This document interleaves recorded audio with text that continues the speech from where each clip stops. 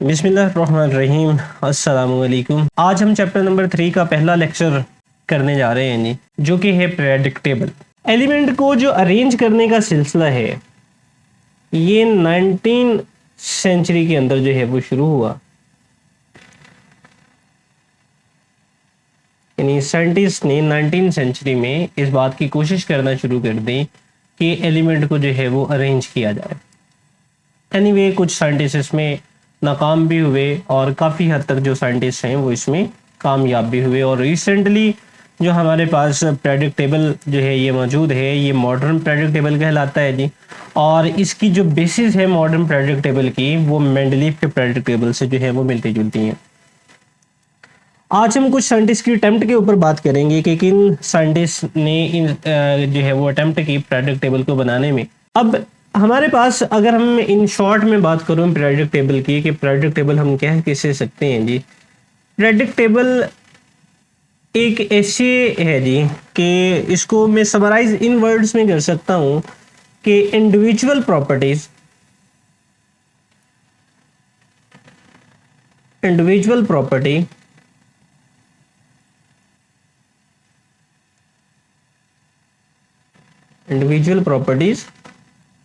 of the element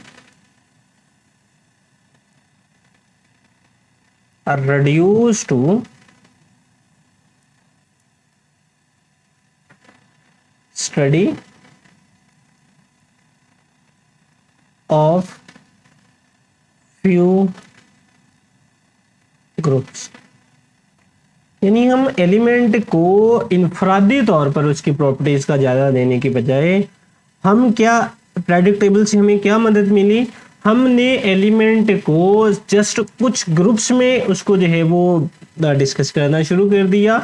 और अगर हम उसकी ग्रुप्स की प्रॉपर्टीज को देख लेते हैं तो इट्स मीन उसके अंदर जितने भी एलिमेंट हैं उनकी प्रॉपर्टीज जो है वो ऑलमोस्ट सेम। सो ये प्रेडिक्टेबल का सबसे बड़ा फायदा जो है वो देखने में मिला, या मेरे ख्याल में ये सबसे बड़ा फायदा जो है वो हमारे पास मौजूद है कि हम इंडिविजुअल प्रॉपर्टीज की बजाय ओवरऑल ग्रुप को जो है वो डिस्कस कर लेते हैं। सो वही प्रॉपर्टीज जो है वो हमारे पास जो है वो उसमें मौजूद होती हैं। सो यहाँ पर कुछ अटेम्प्ट्स के बारे में बात करते हैं जी कि किन साइंटिस्ट ने जो है वो प्रेडिक्टेबल को जो है वो प्रेडिक्टेबल बनाने में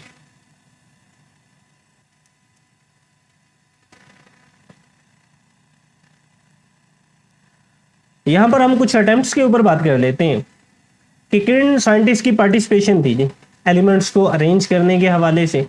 इनमें पहला हम जिक्र करेंगे जी डो ब्राइनर ट्राइएड्स का।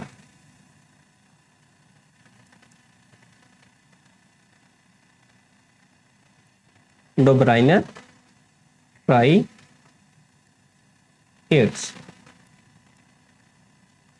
डो ब्राइनर जो थे या डो ब्राइनर ट्राइएड्स, एक डो ब्राइनर जो है वो एक जर्मन साइंटिस्ट थे जी,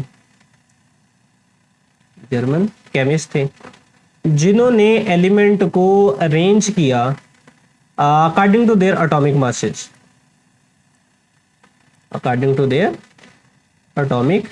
मासेस।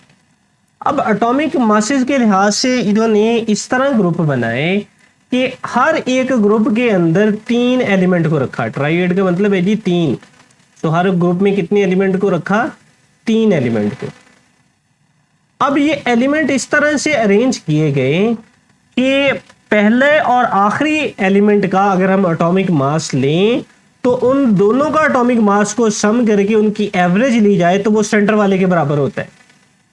मिसाल के तौर पर एक हम इसके ट्राइएड की बात करते हैं, लाइक हमारे पास एक ग्रुप में कैल्शियम, स्ट्रोंशियम और बेरियम जो है ये मौजूद है।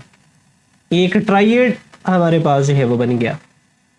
अब कैल्शियम का एटॉमिक मास जो है ये 40 है और बेरियम का हमारे पास है जी 137।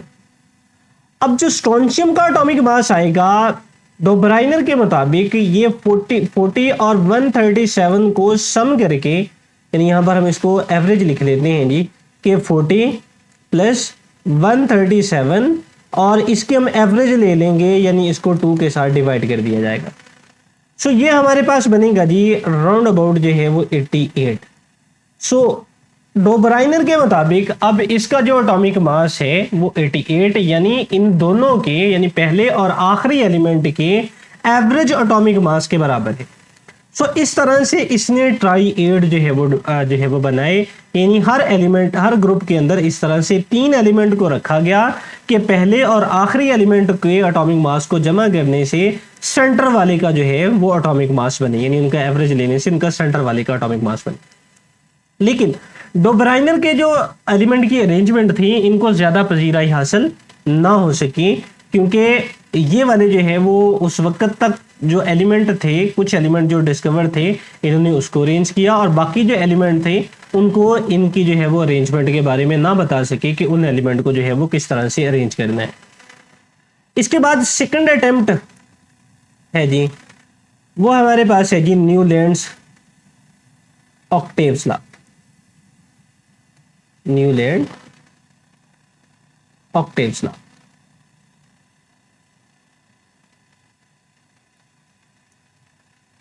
Octaves law.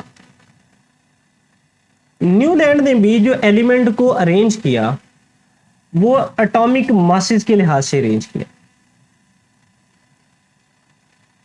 एटॉमिक मास के लिहाज से जो है वो अरेंज किया गया। इसके मुताबिक हर 8वें एलिमेंट की प्रॉपर्टीज अपने पहले एलिमेंट से मिलती थी, यानी इसने अपने एक ग्रुप में 8 एलिमेंट जो है वो रखे, इस वजह से इसको ऑक्टेव्स यानी 8 के नाम से जो है वो जाना जाता है जी।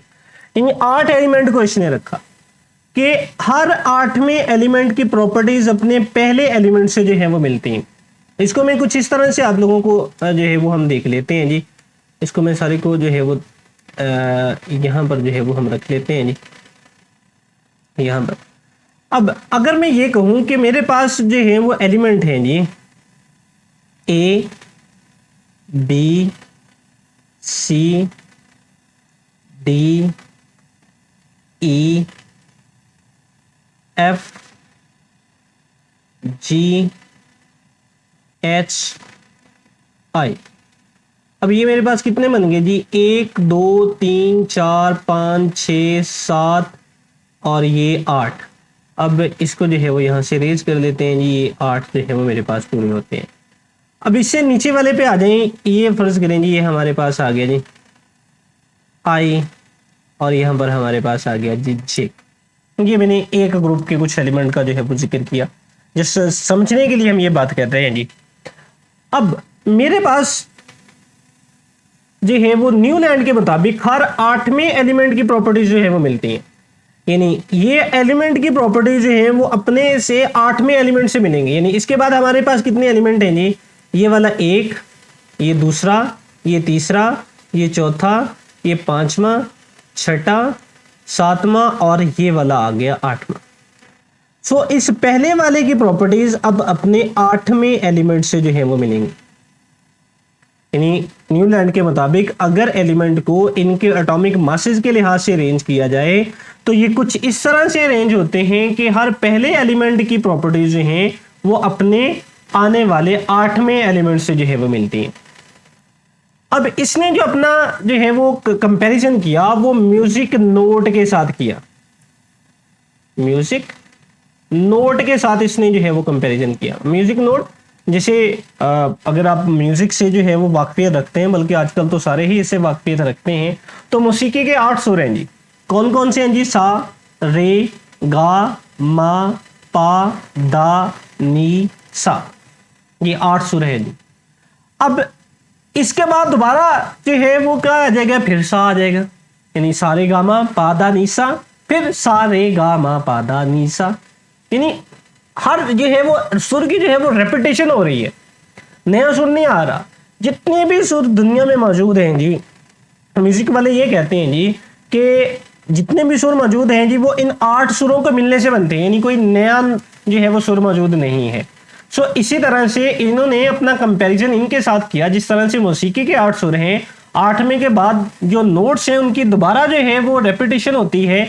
इसी तरह से हर 8वें एलिमेंट की प्रॉपर्टीज जो हैं, हर 8वें एलिमेंट की प्रॉपर्टीज जो हैं ये रिपीट होती हैं।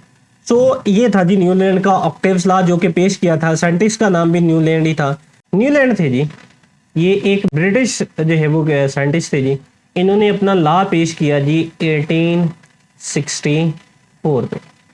इससे पहले एक छोटी सी अटेम्प्ट की गई 1860 में। 1860 में कैनिज़ारो ने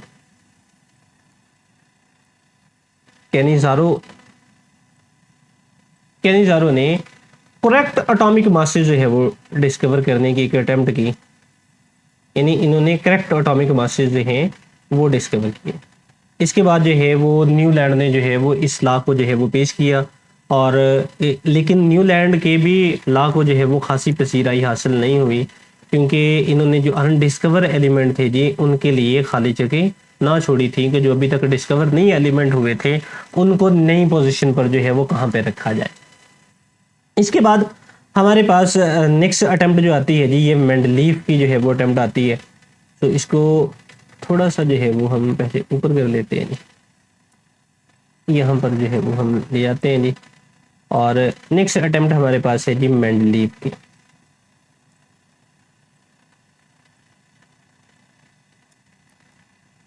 WBS मेंडलीफ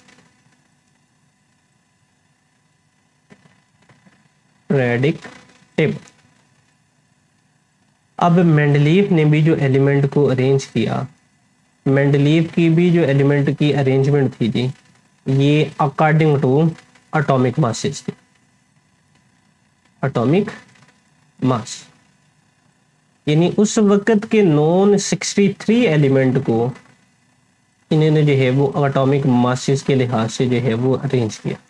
मेंडलीफ जो है ये एक रशियन साइंटिस्ट है और इन्होंने भी एलिमेंट को according to their atomic masses जो है वो अरेंज किया। अब हम यहाँ से इसको थोड़ा जो है वो ऊपर कर लेते हैं जी, यहाँ पर लाकर जो है वो इसको डिस्कस करते हैं जी।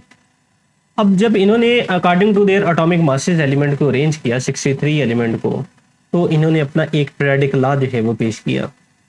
यहाँ पर इसको लिख लेते हैं, पीरियोडिक लॉ। इसके मुताबिक properties of the element are the periodic function of their atomic masses.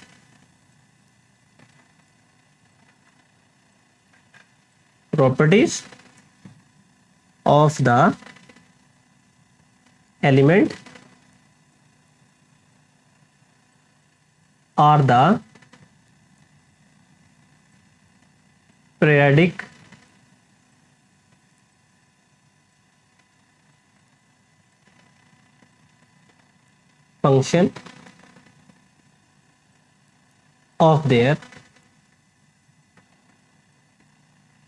of their atomic masses। यानी एलिमेंट की जो प्रॉपर्टीज हैं वो इनके एटॉमिक मासेस के प्रेडिक्ट फंक्शन से अब क्या मुराद है जी। यहाँ पर थोड़ा सा इस चीज को जो है वो अब लेते हैं, हम जो है वो डिस्कस कर लेते हैं।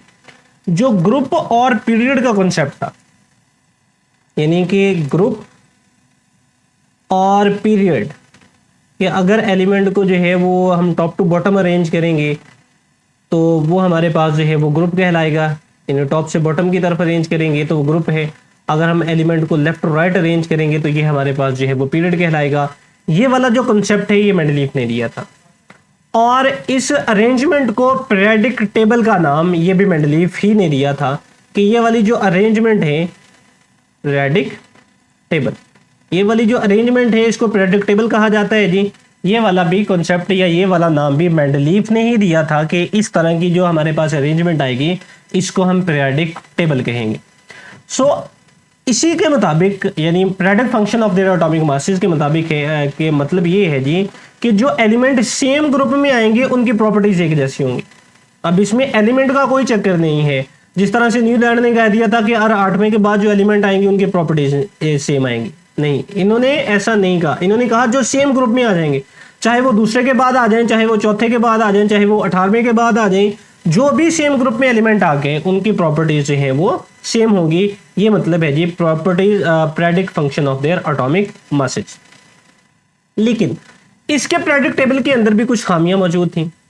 एक कि एलिमेंट को एटॉमिक मासेस के लिहाज से अरेंज नहीं किया जा सकता, एलिमेंट को एटॉमिक मासेस के लिहाज से अरेंज नहीं किया जा सकता।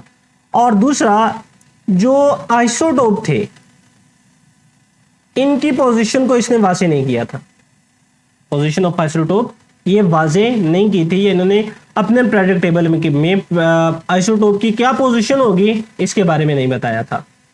ऑल्दो इस जो है वो मेंडलीफ ने ये जरूर बता दिया था कि जो अनडिस्कवर एलिमेंट है वो कहां पर आएंगे, अनडिस्कवर एलिमेंट के लिए इन्होंने खाली जगह छोड़ी थी, लेकिन पोजीशन ऑफ आइसोटोप्स के बारे में इन्होंने बात नहीं की। दूसरा, रॉन्ग ऑर्डर, मैं यहाँ पर जो है वो इतना सा वर्ड लिख देता हूँ जी, रॉन्ग ऑर्डर, यानी कुछ एलिमेंट को according to their atomic masses इन्होंने ऑर्डर जो है वो सही नहीं लगाया था, सो वो रॉन्ग ऑर्डर से जो है वो अरेंज किए गए थे। सो ये दो जो है वो इसके ड्रॉबैक्स थे, जिसकी वजह से मेंडलीफ का पीरियोडिक टेबल भी जो है वो काबिल कबूल नहीं था। यानी लेकर तो हम इसी को चलते हैं मेंडलीफ के पीरियोडिक टेबल को, लेकिन बाद में एलिमेंट को एटॉमिक मासेस के बजाय एटॉमिक नंबर के लिहाज से अरेंज किया गया। जब एटॉमिक नंबर के लिहाज से अरेंज किया गया तो जो रॉन्ग ऑर्डर लगाया था एलिमेंट का उनको दोबारा से दुरुस्त किया गया, और पोजीशन ऑफ आइसोटोप्स के बारे में भी बात की गई, यानी पीरियोडिक टेबल के अंदर आइसोटोप की पोजीशन भी जो है वो रखी गई। सो ये था जी हमारा आज का लेक्चर, जिसमें हमने कुछ बात की जी कि एलिमेंट को हम अरेंज जो है वो किस तरह से कर सकते हैं, यानी कौन कौन सी अटेम्प्ट्स की गई एलिमेंट को अरेंज करने के हवाले से। सो 3 अटेम्प्ट्स के बारे में हमने बात की जी। पहली डोब्राइनर का ट्राइएड, दूसरी मेंडलीफ दूसरी जो है वो न्यूलैंड का ऑक्टेव्स लॉ, और तीसरा जो है वो पीरियोडिक टेबल। उम्मीद करते हैं जी कि हमने जो कुछ भी यहाँ पर समझाने की कोशिश की आप उस बात को जो है वो समझे होंगे जी। आज का लेक्चर जो है ये हमारा यहाँ पर ख़त्म होता है। अल्लाह हाफिज़।